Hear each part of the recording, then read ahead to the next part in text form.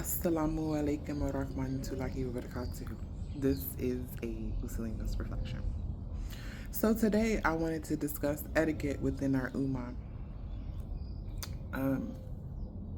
It's lacking so much so. I've visited several different types of communities over the years of being Muslim. And in visiting them, I've had various different experiences. And I wanted to just talk about the etiquettes within our communities that we need to probably pick up on. So many of us always talk about how an Arab is not better than a non-Arab, a black's not better than a white. The hadith of Prophet Muhammad sallallahu alaihi wasallam, so that we can show that there's no racism in Islam. Now, we may feel as though there's no racism in Islam, we're all one ummah. However, we are humans, and humans behave like humans behave. And so therefore, there are things within our ummah that needs to be discussed. And etiquettes within our community is one of them. I see so many different things, and I want to speak about the different diverse communities. So I've been to one cultural community, and in that community, you have your things because it's a culture, because of their type of culture in the melanated indigenous community. But within that community, there's love for one another.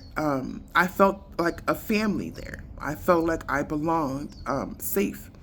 And that's not to say that in other communities I didn't feel that way.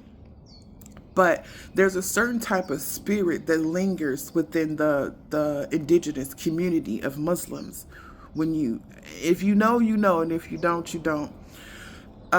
But then you go and you visit the diverse communities, and they have the love there too. I'm not saying that it's not there, but sometimes as a indigenous Muslim, a Muslim more, a melanated Muslim, whatever you want to call me, African Muslim, a black Muslim, sometimes when we go to the diverse communities, we feel like family from a distance. We feel like distant cousins, or, you know what I'm saying, strange aunties and uncles and things of that nature, right? We feel that. When we go, we're excited. I don't know about you, but I was so excited to learn when I first said Assalamu alaikum. I want Assalamu alaikum, everybody. And then I realized that everybody's not welcoming. They look at you like you're crazy, turn their nose up at you. Who is this? Or why she looking like that? I mean, look at you up and down. So so what we do is we bring humanistic traits and thoughts into the deen, right? We don't embody the kindness that we are taught a lot of times. And the excuse a lot of times is that, they're not from the West. It's a culture thing. So culturally, you are taught to be disrespectful. Culturally, you're taught to not be kind to people. That's your culture. That doesn't make any sense. Your culture is to look down upon somebody, to have a sense of kibber, arrogance, fakir, pride. You understand what I'm saying? So is that what we're doing here? Because I see that so many times you will greet a sister of a different ethical background. They may or may not speak. And then what kills me the most is the etiquette inside of the masala. One of the imams in the communities that I attend talks about this all the time, how we walk in and we sit down and we are not mindful about us scrolling on our phones, mindful about gossiping, doing the khutbah. He speaks about this, and how much barakah is being lost just because of that. Or what about the people who don't even have idea or respect the sutra? When you walk into the masala, it is considered mustahab, recommended for you to make your 2 rakats, the nafil, the sunnah prayers, before you go, before the Juma khutbah starts, when you walk in, and then afterwards.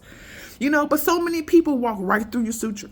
And then when you try to give them a gentle reminder, hey, I'm not sure if you're aware, my sister, but, we are taught, blah, blah, blah, to respect the prayer. It's like, oh, she's talking to me. I can't believe she said something to me.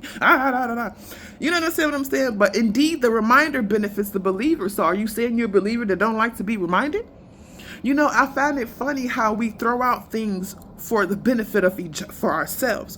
Oh, it applies to your culture, but it doesn't apply to mine. But this deen is not cultural. This deen is for life. You understand what I'm saying? So are we not willing to follow all the ways, or we just pick and choose what to follow? It's so many people that do not have respect for the community. And therefore, do you respect yourselves? You understand what I'm saying? Because you disrespect the house of Allah Azza wa Jal. with your gossiping, your talking, and you're supposed to be focused on the worship of him. What does Surah Jum'ah, Ayat 62 says? It says to leave off, when the adhan is called, to leave off business and traffic that is best for you if ye but knew. And then when the prayer is finished, ye may disperse through the lands and seek the bounty of Allah Azza wa Jal. Remembering Allah Azza wa Jal, the dhikr, staying in the remembrance of Allah Azza wa Jal. What does he say about the greeting in Surah An-Nisa? He says, when you are greeted, to greet with an equal greeting or one even better. Yet we can recite Arabic so beautifully because I come from an Arabic land, but I don't follow what I'm reciting.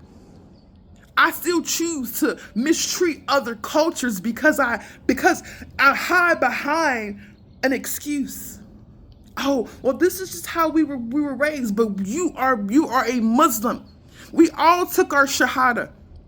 We all believe in Allah Azza wa Jal, the messengers, the angels, the books, the qadr, the decree of Allah Azza wa Jal, and the qiyam, the day of judgment. So, if you want to take that hadith, you need to embody it within your soul. And when you see me, you greet me. And when you see me in the musalla, make it my nafil prayer. Respect it. Go around it. Don't walk through it. May Allah subhanahu wa ta'ala increase us in knowledge, understanding, and practice of his beautiful deen. May he give us proper adab, not just for culture reasons, but so that we can properly treat our ummah. Because respecting one another, how you treat creation is an ibadah, is a worship to Allah Azza wa Jal. He tells you throughout the Quran to reflect, my brothers and my sisters. Are we reflecting on how we treat creation? Because remember, on the day of Qiyam, every action, everything you do will be answered for. And no matter how many good deeds you do, it is the mercy, the rahmah of Allah Azza wa Jal that will grant you Jannah al-Firdaus.